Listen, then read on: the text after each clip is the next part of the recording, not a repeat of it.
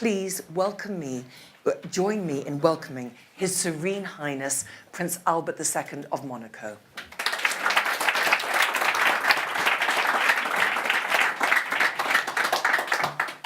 Thank you very much.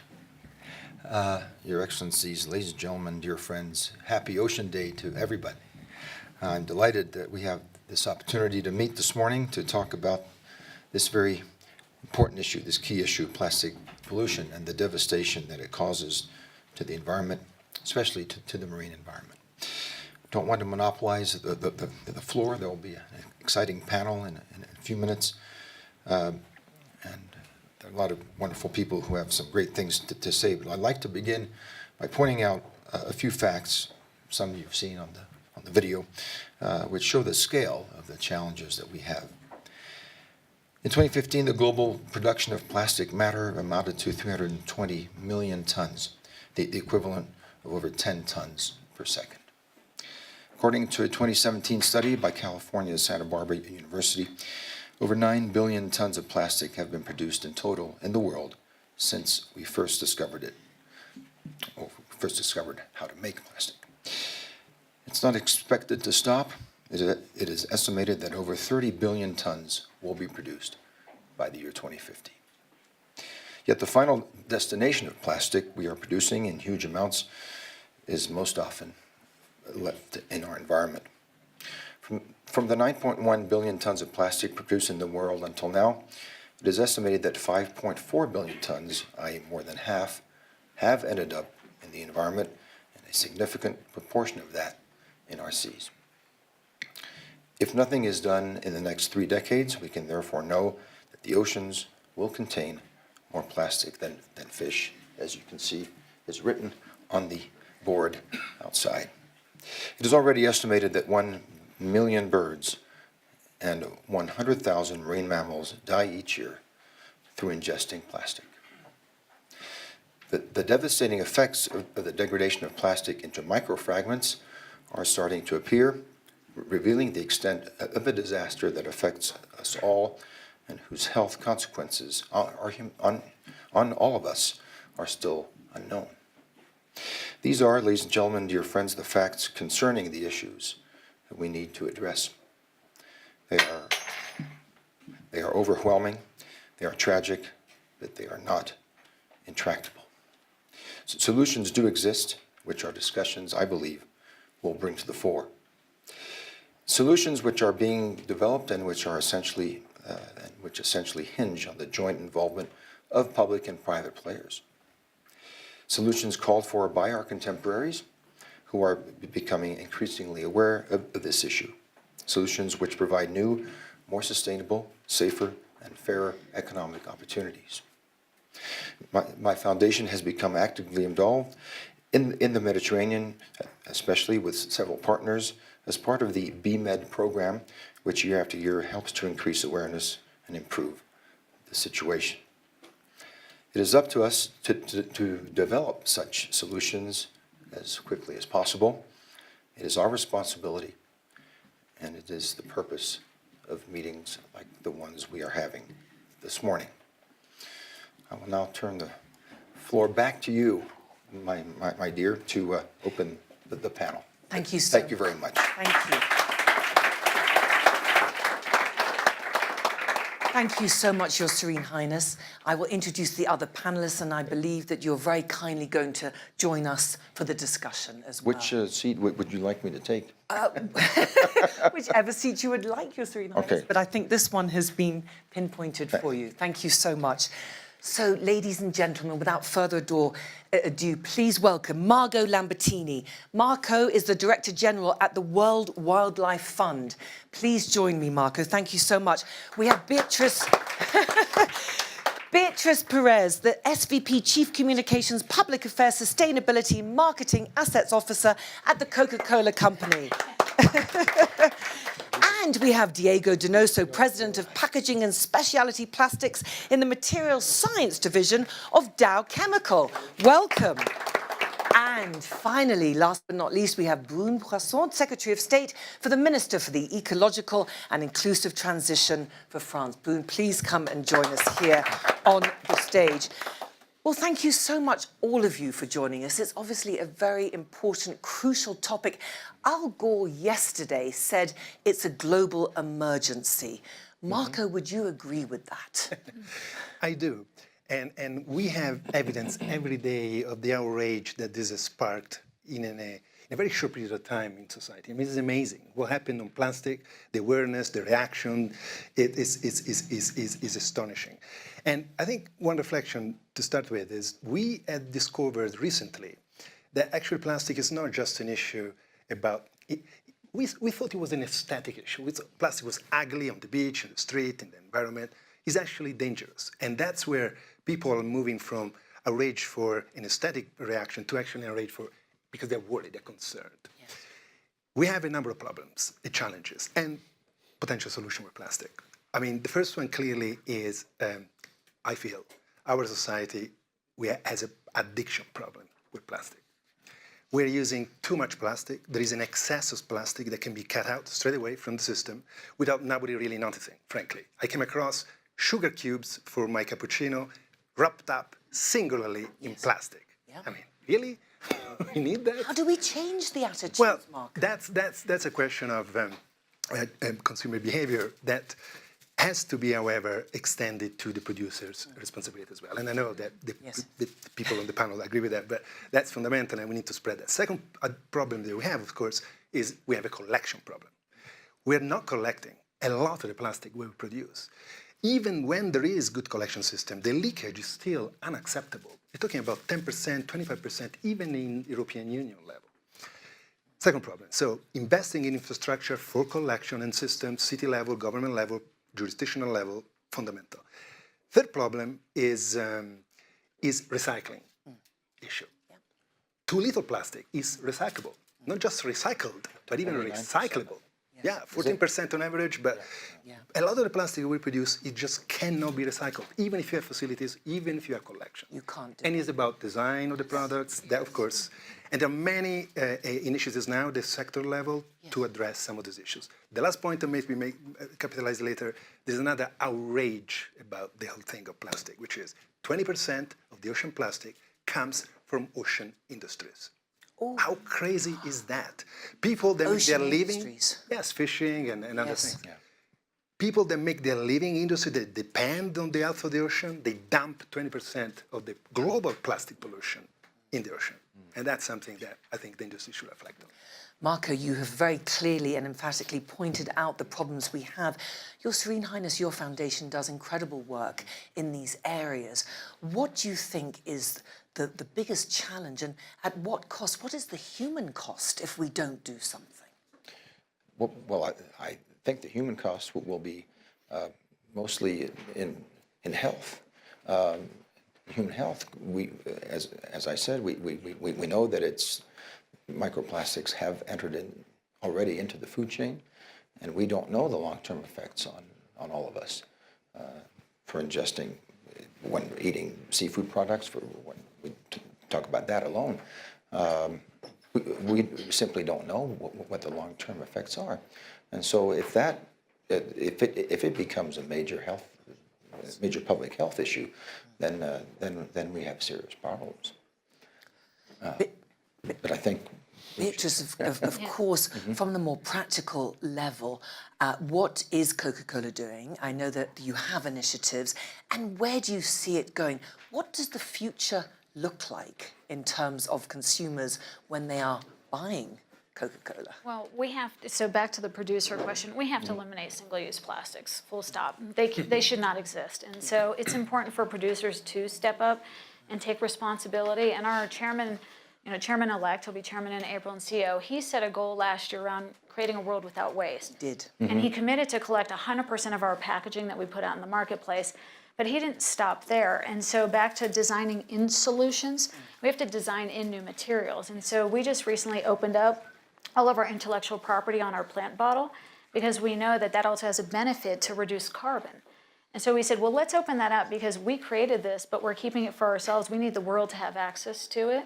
We also know that's not enough. We have to collect the bottles and put them back into bottles. So today in 4 countries, And we know this can be done. We have 100% of our water bottles made out of recycled PET, 100%. And so it can be done. You need infrastructure. You need to be able to collect the material. We need the partnership with the That government. costs money. Are they willing to spend? Well, it costs money, but so what's the cost of not doing this? We have to spend the money. We have to get this right because the cost of not doing this is too great. But will all businesses agree if their profit margins might not be helpful? Well, I think so, and I'll give credit over here to our friends from Dow. So part of what WEF created is the Global Partnership for Action, so our Global Plastics Action Partnership.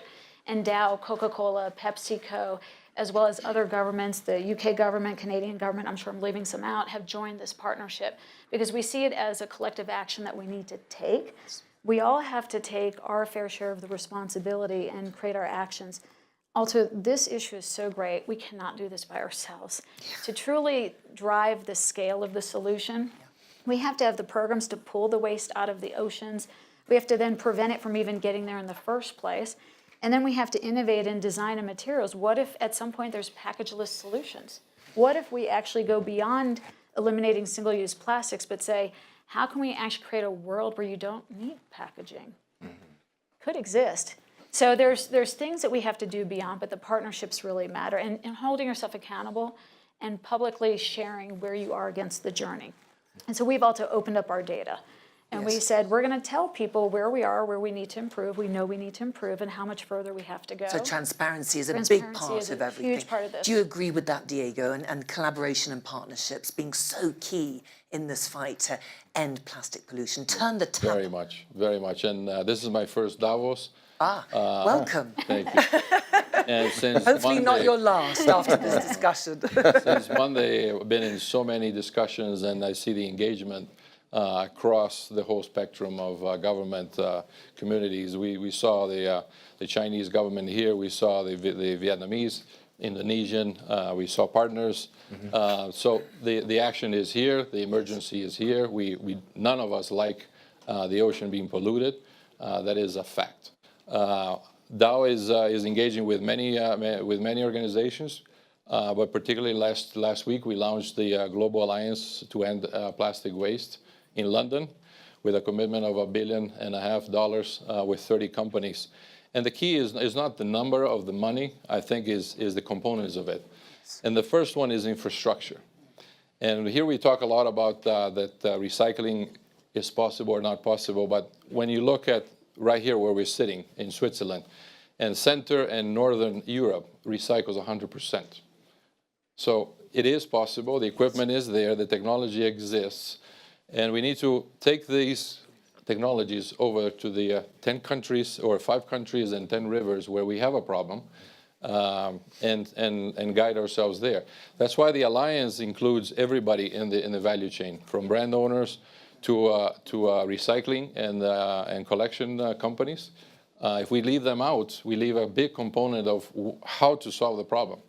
Eliminating could sound interesting, but you could be creating more trash and more disposable in another front. So we believe in an integrated approach, and we do want to focus on the 5 countries and 10 rivers where the huge leakage is. And with the Alliance and the focus that I see in Davos is amazing. We will solve this problem. By when? We have to start soon. You know, I come from Brazil, and when I grew up, we had, unfortunately, the worst polluted city in the world was called Cubatão, right off São Paulo.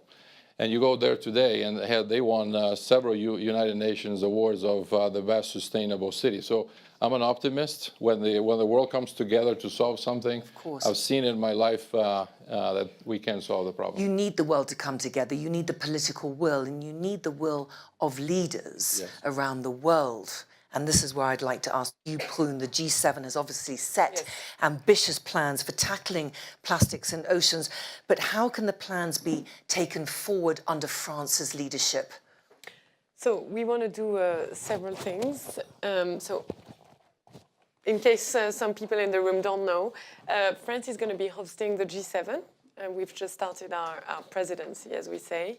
And we want to put fighting plastic pollution at the center or as a key part of the G7. we want the G7 to deliver something to people. As I've said before, one of the problems with the G7 initiatives like this is that they don't really deliver much concretely. And so that's also why some people become cynical and they basically stop believing in international collaboration and even in collaboration sometimes between different stakeholders. And we want to show that it's possible and that we can deliver. And one of the sort of issues that we think is really ripe is the issue of plastic pollution. So we want to do it two ways, by first making sure that heads of state actually grasp and tackle the issue and talk about it, but we also want to make it concrete by bringing together under the umbrella and within the framework of the One Planet Summit, which is a summit that was launched by President Macron when President Trump decided to leave the Paris Agreement, that gathers all the people who actually, and organizations who actually do things. Because the best way of keeping the Paris Agreement alive is actually to make it happen, to implement it. And so we want to bring on board a coalition of different stakeholders that represent about 20 to 25% of a market to fight and to be on board and to fight plastic pollution. Because we believe that if you get 20% of a market that is actually fighting against plastic pollution, then the rest, the rest of the stakeholders, the 80% who are not part of the coalition, you can shame them. And if they're not in it, it means they actively choose to be out of it, first. And second, if you get 20% of a market that is involved, then it means you show also to regulators that companies, our companies and NGOs and everybody, citizens, are ready for more ambitious regulation, and that governments have no excuse if they don't regulate. So that's what we want to show, and so we're going to have a coalition on plastic pollution, but also on overfishing and a host of other issues. Brune, you were just saying, of course, that President Trump took the US out of the Paris Climate Accord agreement. Yes. How damaging is that when a superpower, the leaders, obviously the administration, are skeptical about climate change and including plastic pollution? Well, I have no words. I think it's absolutely terrible. I think it sends the wrong message. I think it's wrong. But I also think... But you need them, to have that political will, to have the superpower. How do you persuade them to come on board? Yeah, I'd also say, if I could add in, I think then business has to step in when those things happen. I mean, I remember we got the call. We were asked, I had been in Paris, and I was asked, so does that mean Coke being headquartered in the US is going to give up on climate? We said, absolutely not. This is core to our values and work that has to be done. And we went ahead and made sure people understood our goals and our commitment. And so you can see that the US companies who stayed in wrote an open letter to President Trump, and Coca-Cola was a part of that. And we put them on notice, and we said, we believe that we need to be in, and so we're going to keep doing this work, and we expect the governments to do it. Now, we didn't get a response, but it was an open letter, so. But I think there are enough governors in the United States that did sign. Yes, So that's right, Mark. And mayors of the the famous companies, the hashtag, states. the famous Yes. hashtag, we are still in. We are still Yes. We're part of That's the right. world, we're part of the solution, Yes. and we understand. However, I just want to make the discussion a little bit. Diego, I heard your maybe I've misunderstood your previous statistics, but when you said 100% of plastic is recycled in Europe, it's not. Not in Europe. Okay. In Central and Northern Europe. But even in Switzerland, it's but not even in even- Switzerland, it's not. I mean, I live in Switzerland, and a lot of the plastic that is collected here is actually incinerated because it's not recyclable or because there are not enough facilities. And so the reality is much darker, I think. Yeah. But Marco, we're talking about turning off the plastic pollution, but what about the plastic that's already there? How do we solve that? Yeah, I mean, that's a significant issue. Obviously, we have to work on different fronts, right? The plastic issue is so complex. It's about design, it's about collecting, it's about recycling, it's about reduction, I stress. Daniela mentioned earlier, is about alternatives. This reminds me a little bit also of the discussion that, and I know this is controversial, forgive me, but the discussion that we had 10 years ago, maybe 15, around renewable energy and fossil fuels. At that time, everybody was saying in the audience, we need to, increase efficiency, cleaner fuel, clean coal, all that kind of stuff. No, we have to move to renewable energy. And this is where I think the analogy here with plastic is, at some point, we have to begin to invest in alternative technologies, alternative polymers, and we can make it because technology has those solutions already to some extent. Not at scale, but they can be deployed at scale if we want. So we would expect that to be also a track of significant investment and conversation. Alternatives, get out of plastic. We're going to get out of fossil fuel, we get out of plastic as well, because they all come from the same thing, oil underground. But I think, if I may, I think we need to go beyond that as also. Even more. Honestly, because yes, alternatives are important, but I think we also need to change our behaviors. Yeah, sure. I don't it's believe key. in. I do not believe in replacing everything with an alternative. Because sometimes we don't know whether the alternative will work, and it could potentially be even worse. I don't know. I'm not sure. But in France, that's what we did. We banned single-use plastic bags, and we decided to go for an alternative, especially if you buy vegetables and fruits and stuff like that, because we thought it was compostable. Sure. But it wasn't. And so it becomes a problem in our whole system. So I think we also need very strongly, very deeply to change our behavior. And I was very hopeful and very happy that you said that we could potentially live in a world which is free of clearly free of plastics, but also free of packaging. Your Serene Highness, you've heard Brune say we need to change behavior. How do you feel we can change the hearts and minds of people? Well, just by trying to make them part of the solution, that everyone, even doing small actions every day and changing their behavior slightly and showing them how to change their behavior. But if they don't feel part of the solution, maybe they won't adhere to it and they won't be advocates for it. So it's all small steps and trying to show them that there are alternative ways of using, in this case, of using plastic or not using plastic, using the already available alternatives, but other steps that they can take in their everyday lives to reduce their waste, to reduce their use of energy, or to use it more wisely. It's all by these little examples and by these little steps that we can move forward. Because it does seem overwhelming to a lot of individuals around the world. They hear these statistics, they have these headlines, the emergency, it's a global crisis, plastic pollution, and all these headlines. But for individuals, it can feel, what can they do? And can they do something? Besides all the investments, the partnerships, everything that we already mentioned with Coca-Cola and the organizations, the last year in particular, our team was thinking, how do we engage our team? We're a company of about 50,000 employees. If we can't mobilize our employees, do we have something? And we put together a program to basically go out and clean the environment, which is called #PullingOurWeight. We thought we were going to get a few locations, a few people, for a month and a half. We would start where we have big locations, US, Europe, a few in Latin America.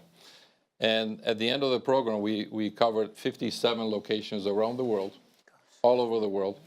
5,700 employees and family members took their weekends or their personal time to go out and clean. And once you clean, you see what's there, and then you emotionally feel it. What is the problem? What is it? So when we're trying to create policies, discussions, engagements, we are a lot closer to it. I went there, our CEO was there as well. We're doing more this year. We want to expand this collection across multiple sectors. We don't need to be just Dow, because we didn't put the name Dow in it, because we believe that this is a movement that we can create. So it's doable. People come back very different. So if you're closer to where the problem is, particularly in Asia, a lot of our employees in Asia were overwhelmed, and now we're expanding our partnerships there on collecting and seeing how do we get one beach at a time clean. Diego, it sounds optimistic. It sounds like you feel from seeing on the ground you're moving in the right direction. But we do live in a very conflicted world, chaotic world. There's a lot of geopolitical problems that we have. And, you know, you said you come from Brazil. You have a lot of poverty, you have the favelas. So for people that you're trying to tell, don't use this or don't use that, but they could be looking at different kind of problems. And also you have a lot of conflict in different parts of the world. How do you keep oceans, climate change, the end of plastic pollution at the top of the agenda? Well, and if I can add in, it's an economic story. In a lot of those places, actually, we have a program in Brazil called Colectivo, and it's an income stream for the collectors there. But what was happening is that informal collection system didn't have a place to sell it for a very long time, or there were health hazards because maybe they were collecting it but not using masks, gloves, or protection for themselves. And so it was interesting because we worked with the government there to actually create these programs, and it's one of the most successful recycling initiatives we have, but not because of us. It's actually because it created jobs, it created an income stream. There's this lady named Regina who works up in the favela who is a part of this journey. She started with one facility where she would sell it in the aftermarket, whatever was left, she'd work with artisans to create jewelry. We talked to her about how could we help her expand and bring people in. She employs today 700 people. That's 700 families that she's positively impacted. And it's Regina's story and the Brazilian story for us. But the most amazing thing, where they operate, those are the cleanest favelas I've ever seen. And they're able to put food on the table, and their kids are seeing a different future. So there's solutions that can be done. Yes. And you have to make sure you go in and it's not a one-size-fits-all. I'm learning on my own journey. You have to look at each country, each community, each culture, and figure out what do they need most and how can you bring the resources to the table to build it in. Marco, how can Yeah, I just wanted to add, there is also this specific issue of ready-made microplastic. Because we think of microplastic as the big plastic breaking down in the ocean. Yeah. But there are actually a lot It's of not all microplastic going straight as micro in the ocean. And the more we look into this, the more we discover amazing things like synthetic fibers in our clothing. Every time you wash it, thousands of microplastic particles goes straight into the ocean. And there is no system that could actually at that point collect it. We want to work on that. Yeah. As part of the One Planet. I was going to say, develop a standard for washing machines. Exactly. You Stole just my need to add thunder. a filter. I mean, it's no. There is a technical that's solution, very Typically specific, something, an outcome, very one of the specific, outcomes we want. very handy, and actually that could be promoting economic development as well, and new business and new opportunities. It's again a technology evolution like we've seen for fossil fuel to clean energy. This is a similar thing. Talking about revolutions, of course, we have the fourth industrial revolution with technology. How can tech help?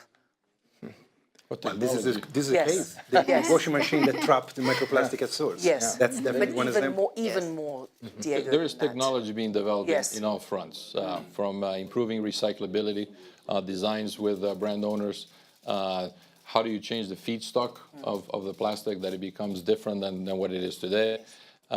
Technology is expanding in a very high speed because of what we are living, right? So again, I believe that technology is great. We want to go beyond into this new world of very different circularity. Yes. I would just caution ourselves that go to the Philippines, go to Indonesia, and live their trajectory from where they are today to where you want. But we need to first stop the leakage. And stop the leakage is not creating more leakage of other things. If they don't have infrastructure to collect, if they don't have infrastructure to recycle even plastic, paper, or anything, we're ignoring the problem of there is a waste problem, not a plastic problem. Plastic is one of the components of the trash.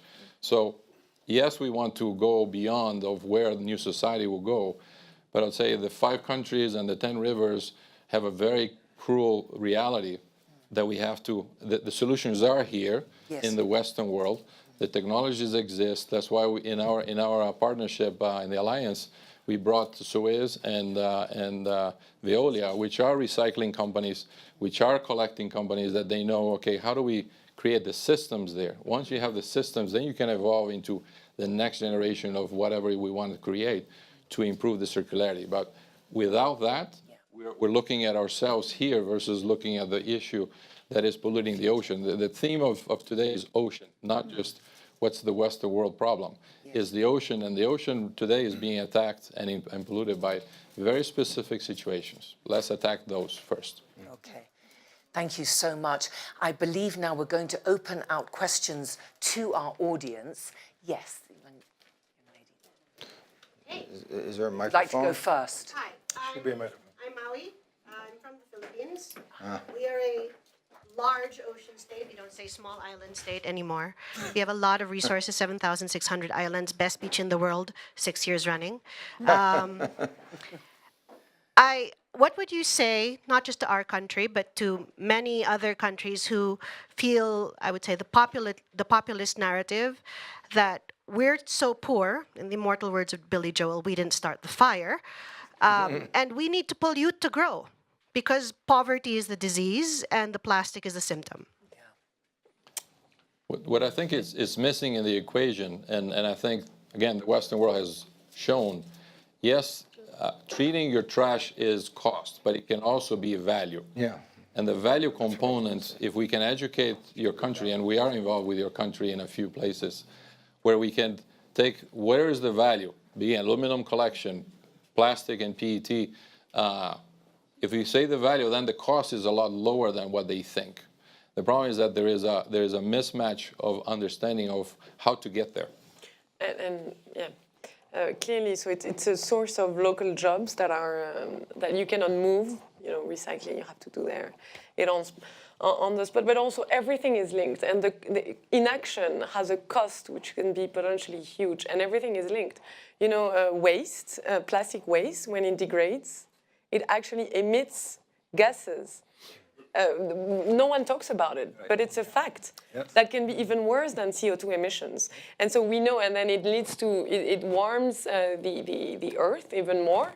And with, global warming, it's ocean acidification, and then, fishing, and a lot of people in the Philippines depends on fishing. And so it's a whole, and so that's where we need NGOs, that's where we need private companies to also have a narrative that is different from, a few politicians who might want to get elected immediately and just lie to people. Yeah. The private sector needs to stand up. Yes, Peter. I'm very excited about Diego's announcement about the alliance being formed last week, and $1.5 billion Yes. you're putting into that. Look, I'm also a very firm believer in the value of trash and the recyclability approach, and congrats to Coca-Cola on that. What I'm worried about, I guess, is, and I'm holding this up because I was given this yesterday, an SDG14 thing. This is a plastic sachet, and that's why I haven't opened it yet. There's far more value to me. Which is, what are we going to do about these sachets that you guys produce? Because in places like Indonesia, this is the real problem, because there's no commercial Clogs value. everything. We can get value out of the bottles, but plastic sachets. Will that $1.5 billion be used to find a compostable alternative to sachets for Asia? The $1.5 billion will be implemented in the geographies where we have a problem, yes. And we're putting everything from infrastructure, technology, innovation, education, and we think that across those, we will solve the problem. Sachets are not created because they fancy sachets. It's because of the purchasing power. Every dose that they eat or drink, or half an aspirin or half a shampoo, is not because we want to create those. I mean, there is a demand, and there is an industry that creates, and they wanted a package. What we want is a package that actually leaks less, so that we actually don't have an additional waste problem or food problem or those things. But I think as economic development happens in those countries, nobody wants sachets. Nobody wants those units to be consumed. So I think this is a transition of the country from one end. When I used to visit Colombia, and they would sell you 2 cigarettes at a time on the street when you parked your car. Today, I don't think that you sell cigarettes one at a time, although I think they don't smoke anymore. But the point is, again, we have to look at the realities of those countries. India, Indonesia, the population is 1.2 billion. Whether they shower every day or they eat every day, And some of the solutions that were created were according to the value that they can afford. Now, do we like those sachets? No.